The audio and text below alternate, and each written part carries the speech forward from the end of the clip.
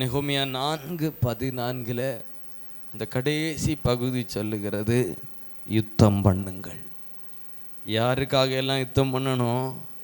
உங்கள் சகோதரருக்காகவும், உங்கள் குமாரருக்காகவும், உங்கள் குமாரத்திகளுக்காகவும், உங்கள் மனைவிகளுக்காகவும், உங்கள் வீடுகளுக்காகவும் என்ன செய்யணும்? யுத்தம் பண்ணணும். யுத்தம் பண்ணணும். யாரோட யுத்தம்? யுத்தம் யாரோட? இது நமக்கு யாரு கூட யுத்தம்? யாரு கூட? பிசாசு கூட. இப்பிரபஞ்சத்தின் பொல்லாத ஆவிகளோட நமக்கு என்ன உண்டா? யுத்தம் உண்டு, போராட்டம் உண்டு. ஒவ்வொரு தேவ பிள்ளைகளும் தங்களுடைய சகோதரர்களுக்காய் சத்துருவோடு போராட வேண்டியிருக்கு. மகனுக்காக, மகளுக்காக போராட வேண்டியிருக்கு. மனைவிக்காக, கணவனுக்காக போராட வேண்டியிருக்கு. உங்க வீடுகளுக்காக யுத்தம் பண்ண வேண்டி இருக்கிறது. நாம ஒருவேளை நான் யுத்தம் பண்ண மாட்டேன், நான் யார்கிட்டையும் பிரச்சனை போகல, எனக்கும் யாருக்கு எந்த பிரச்சனையும் இல்லை, எனக்கும் பிசாசுக்கும் பிரச்சனை கிடையாது, நான் பிசாசிட்ட மோத போறதே இல்லை, நான் என் பாட்டுக்கு அமைதியா நான் உண்டு, என் வாழ்க்கை உண்டுன்னு இருக்கேன், சத்ருவோடு நான் போராட போறதே இல்லை அப்படின்னு நம்ம சொல்லலாம். ஆனா அவன் சும்மா இருக்க மாட்டான். நீங்க சும்மா இருந்தாலும் அவன் என்ன செய்ய மாட்டான்? சும்மா இருக்க மாட்டான். உங்கள் சகோதரர்களோடு போராடுவான், சகோதரிகளோடு போராடுவான். சும்மா இருக்கிற ஒரு பக்கத்து வீட்டில் இருக்கக்கூடிய சகோதரனோடு பிசாசு போராடி அன்பா இருந்தவன் நம்ம பகைக்க ஆரம்பிப்பான். காரணம் இல்லாம நம்மளை குறித்து அவதூறா பேச ஆரம்பிப்பான். நம்ம செய்யாததை செய்தோன்னு சொல்ல ஆரம்பிப்பான். நம்ம பக்கத்து வீட்டுக்காரங்க நமக்கு அவங்களுக்கு எந்த பிரச்சனையும் இல்லை, காரணம் இல்லாம நமக்கு விரோதமா செயல்படுவாங்க.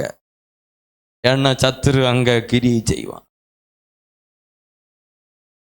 அப்ப நம்ம சகோதரர்களுக்கு விரோதமா சத்துரு செயல்பட்டு நம்முடைய நன்மையை கெடுப்பா. இப்ப நம்ம போராடணும், நம்ம சகோதரர்களுக்காக போராடணும். சத்துரு அவங்களுக்குள்ள கிரியை செய்யாதபடி, அவர்களை அடிமைப்படுத்தாதபடி போராடணும்.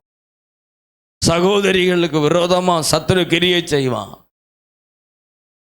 நல்லா பேசி பழகி நல்ல அன்பா பாசமா இருப்பாங்க, திடீர்னு நமக்கு விரோதமா செயல்படுவாங்க. நம்ம ஜெபம் பண்ணணும். நம்ம சகோதரர்கள் சகோதரிக்கு விரோதமா சத்துரு எழும்பக்கூடாது, அவர்களை வஞ்சிக்க கூடாது, அவர்களை குழப்பக்கூடாது, அவர்களுக்குள்ள கிரியை செய்யாதபடி நம்ம ஒவ்வொரு நாளும் யுத்தம் பண்ணணும். ஒவ்வொரு நாளும் யுத்தம் பண்ணணும். யுத்தம் பண்ணி நம்ம ஜெபிக்கிற ஒரு அனுபவம் நம்முடைய வாழ்க்கையில வேணும். நம்ம தான் ஒண்ணுமே பண்ணல, நம்ம தான் ஒரு பிரச்சனையுமே பண்ணல, நமக்கு எந்த பிரச்சனையும் வராது அப்படின்னு நம்ம நினைக்க கூடாது. பிசாசானவன் அவன் கர்ச்சிக்கிற சிங்கம் போல யாரை எப்ப விழுங்கலாம் என்று சுற்றி திரிகிறான், வகை தேடுகிறான். அவனுக்கு இன்னும் கொஞ்ச நாள் தான் உண்டுன்னு அறிந்து அவன் ரொம்ப தீவிரமா செயல்பட்டு கொண்டிருக்கிற ஒரு காலத்துல நம்ம வாழ்ந்துட்டு இருக்கோம். அப்போ ஒவ்வொரு நாளும் நம்ம யுத்தம் பண்ணணும். என் சகோதரனை சத்துரு வஞ்சித்திடக்கூடாது, என் சகோதரியை வஞ்சித்திடக்கூடாது. திடீர்னு நல்லா பேசிட்டு இருக்கிற சகோதரி கோவப்படுது, டென்ஷன் ஆகுது, நமக்கு விரோதமா பேசுது, செயல்படுது. உடனே நமக்கு மனசு சோர்ந்து போ. நம்ம என்ன செய்தா அவங்க இப்படி சொல்லிட்டாங்களே, நம்ம என்ன செய்தா அவங்க இப்படி பண்ணிட்டாங்களே அப்படின்னு உள்ள ஒரு சோர்வு, மனசோர்வு, கலக்கம், கவலை. எவ்வளவா நம்ம அவங்கள நேசிச்சோம், இப்படி நடந்துக்கிட்டாங்களே. அவங்க நடந்துக்கிடல, பிசாசு அவங்கள என்ன செய்தான்? அப்படி செய்யும்படி செய்தான். அப்போ ஒவ்வொரு நாளும் நம்ம போராடணும். நம்ம சுற்றி வாழ்கிற நம்ம சகோதரர்கள் சகோதரிகள், நம்மோடு இணைந்து ஆராதிக்கிற சகோதரர்கள் சகோதரிகள், இவர்களுக்குள்ள சத்துரு கிரியை செய்யாதபடி ஒவ்வொரு நாளும் நம்ம யுத்தம் பண்ணணும். யுத்தம் பண்ணணும். வேதம் சொல்லுது, மரணம் நேரிடுகிறதா இருந்தாலும் அவங்க எதெல்லாம் வச்சு யுத்தம் பண்ணினாங்க? ஆட்டுக்குட்டியின் இரத்தத்தினாலும் சாட்சியின் வசனத்தினாலும் அவனை என்ன செய்தாங்க? ஜெயித்தாங்க. அப்போ ஒவ்வொரு நாளும் நம்முடைய ஜெபத்தில் போராடி ஜெபிக்கணும், போராடி ஜெபிக்கணும். என் சகோதரனுக்கு விரோதமா சத்துரு செயல்படக்கூடாது, என் சகோதரிக்கு விரோதமா செயல்படக்கூடாது. என்னை நேசிக்கிறாங்க, என்கிட்ட அன்பா இருக்கிறாங்க, என்னை ரொம்ப நேசிச்சு பழகுறாங்க, பக்கத்தில் இருக்கிறாங்க, சபையில என்னை நேசிக்கிறாங்க, என் கூட இருக்கிறாங்க, ஜெபிக்கிறாங்க, கூட சேர்ந்து ஜெபிக்கிறாங்க, கூட சேர்ந்து ஊழியம் செய்யறாங்க. அவ போராடணும், அவங்களுக்காக நம்ம போராடணும்.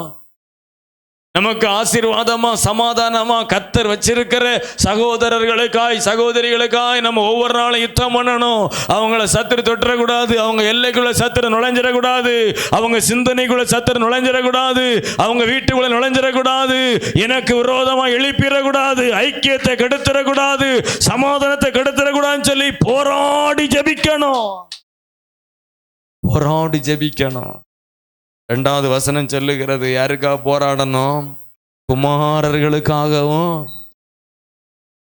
படிங்க சத்தமா, குமாரர்களுக்காகவும் குமாரத்திகளுக்காகவும், நம்ம பிள்ளைகளுக்காக, மகனா இருக்கட்டும் மகளா இருக்கட்டும், ஒவ்வொரு நாளும் நம்ம ஜெபத்துல என்ன செய்யணுமா? பிள்ளைகளுக்காக போராடணும், யுத்தம் பண்ணணும், பிசாசோட யுத்தம் பண்ணணும். தானியேல் ஜெபம் பண்ண ஆரம்பித்தான். ஜெபிக்க தொடங்கின பொழுதே கர்த்தரிடத்திலிருந்து கட்டளை பிறப்பிக்கப்பட்டு விட்டது. பரலோகத்திலிருந்து கர்த்தர் தூதனை அனுப்பிட்டார். தானியேல் அங்கே ஜெபிக்கிறான். நீ போய் தானியேல் இடத்திலே எனக்கு மிக பிரியமானவன் என்கிற இந்த செய்தியை கொண்டு போய் சொல்லிரு அப்படின்னு தேவ தூதனை கட்டளை கொடுத்து அனுப்பப்பட்டாச்சு. ஆனா வரல. பரலோகத்திலிருந்து அனுப்பப்பட்ட செய்தி தானியேலுக்கு வந்து கிடைக்கல. 21 நாட்கள் வேதம் சொல்லுது, வானத்தில் யுத்தம் நடந்தது. ஹல்லேலூயா! வானத்தில் யுத்தம் நடந்தது. நமக்கு வர வேண்டிய அநேக நன்மைகளை தடுக்கும்படி சத்துரு நம்மோடு போராடி கொண்டே இருப்பான். நமக்கு வர வேண்டிய நன்மைகளை தடுக்கும்படி அவன் வானத்தில் போராடுகிறான். நம்ம பிள்ளைகளுக்கு வர வேண்டிய நன்மையை வரவிடாதபடி போராடுகிறான். நீங்க உங்க பிள்ளைகளுக்காக ஜெபிப்பீங்க, உங்க பிள்ளைகளுடைய விடுதலைக்காக ஜெபிப்பீங்க, உங்க பிள்ளைகளுடைய மாற்றத்துக்காக, மனம் திரும்புதலுக்காக, ஆசீர்வாதத்துக்காக, வேலைக்காக, திருமணத்துக்காக, கற்பத்தின் கனிக்காக நீங்க ஜெபிப்பீங்க. அவன் வானத்துல போராடிட்டு இருப்பான். தேவன் அதை தர விரும்பி அந்த நன்மையை கட்டளையிட்டு இருப்பான். பரலோகத்திலிருந்து அது அனுப்பப்பட்டிருக்கும். இவன் வான மண்டலத்தில் வர விடாம போராடுவான். அதை பெற்றுக்கொள்வதற்கு யுத்தம் பண்ணணும், யுத்தம் பண்ணணும். நம்ம பிள்ளைகளுக்காக யுத்தம் பண்ணணும். ஒரு கொடிய காலத்தில் நம்ம வைக்கப்பட்டிருக்கிறோம். சிறு பிள்ளைகள், வாலிப பிள்ளைகள், அது ஆணா இருந்தாலும் பெண்ணா இருந்தாலும், இந்த நாட்களில் பாவம் அதி தீவிரமாக பரவுகிறது. நம்முடைய நாட்களை போல அல்ல, உங்களுடைய நாட்களை போல அல்ல. இந்த நாட்களில் ஒரு வாலிப மகன், ஒரு வாலிப மகள் தன் பரிசுத்தத்தை காத்து கொண்டு ஆண்டவருக்காக நிற்பது என்பது ஒரு கடினமான ஒரு சூழ்நிலையா மாறி இருக்கு. கடினமான சூழ்நிலையா மாறி இருக்கு. பாவம் செய்வதற்கான எந்த வாய்ப்பும் இல்லாத போது ஒருவன் பரிசுத்தமா வாழ்வது ரொம்ப சுலபம். பாவம் செய்வதற்காக எல்லா வாய்ப்புகளும் இலவசமாய் சுலபமாய் சுற்றி இருக்கும் பொழுது வாலிப பிள்ளைகள் தங்கள் பரிசுத்தத்தை காத்துக்கொள்வது அதிகமான கடினம். அதனால் இந்த நாட்களில் பெற்றோருங்க பிள்ளைகளுக்கு அதிகமாக யுத்தம் பண்ணணும், அதிகமாக யுத்தம் பண்ணணும். உங்கள் பிள்ளைகளுக்கு விரோதமான சத்துருக்களுடைய போராட்டம் ரொம்ப அதிகமாக இருக்கிறது. உங்கள் பிள்ளைகளுக்கு விரோதமான பிசாசனுடைய போராட்டம் ரொம்ப அதிகமாக இருக்குது. நம்ம 15 வயசுல 20 வயசுல செல்போனை பார்க்கல, டிவி இல்லை, இன்டர்நெட்டு கிடையாது, 2G இல்லை, இப்போ 5G அதிவேகம், பட்டனை தட்டினவுடனே எல்லாம் வந்துடுது. அப்போ எப்படிப்பட்ட காலத்தில் வாழ்ந்துட்டு இருக்கிறோம், எப்படிப்பட்ட நெருக்கத்தில் நம்முடைய பிள்ளைகள் இருக்குது. பிள்ளைகள் போராடுது. வாலிப பிள்ளைகளோட பழகும்போது, அவங்களோட பேசும் பொழுது ரொம்ப போராடுகிறார்கள். நிற்க முடியல, விழுந்து விழுந்து எழும்புறாங்க, தள்ளாடுறாங்க. பரிசுத்தமா வாழ நினைக்கிறோம், பரிசுத்தமா ஜீவிக்க நினைக்கிறோம், ஏசப்பாவுக்கா நிற்க நினைக்கிற முடியல. பிள்ளைகள் தள்ளாடுகிறது. நம்ம குமாரர்களுக்காய் குமாரத்திகளுக்காய் அதிகமாக யுத்தம் பண்ணணும். யுத்தம் பண்ணணும். ஒவ்வொரு நாளும் சத்துருவோட எதிர்த்து யுத்தம் பண்ணணும். நம்முடைய பிள்ளைகளுக்கு விரோதமாய் போராடுகிற ஆவிகளை ஒரு பெற்றோர் எதிர்த்து போராடணும். ஒரு தாய் ஒரு தகப்பன் தன் மகனுக்காய் தன் மகளுக்காய் யுத்தம் பண்ணாம இந்த நாட்களில் வாலிப பிள்ளைகள் பரிசுத்தமா வாழ முடியாது. பிசாசு வச்சிருக்கிற கண்ணிலிருந்து தப்பி வர முடியாது. அவன் மறைவாய் வைத்திருக்கிற ஆலோசனை உங்க பிள்ளை தப்பி வரணும்னா ஒரு தகப்பன் போராடணும், ஒரு தாய் போராடணும், யுத்தம் பண்ணணும், அவனை எதிர்க்கணும்.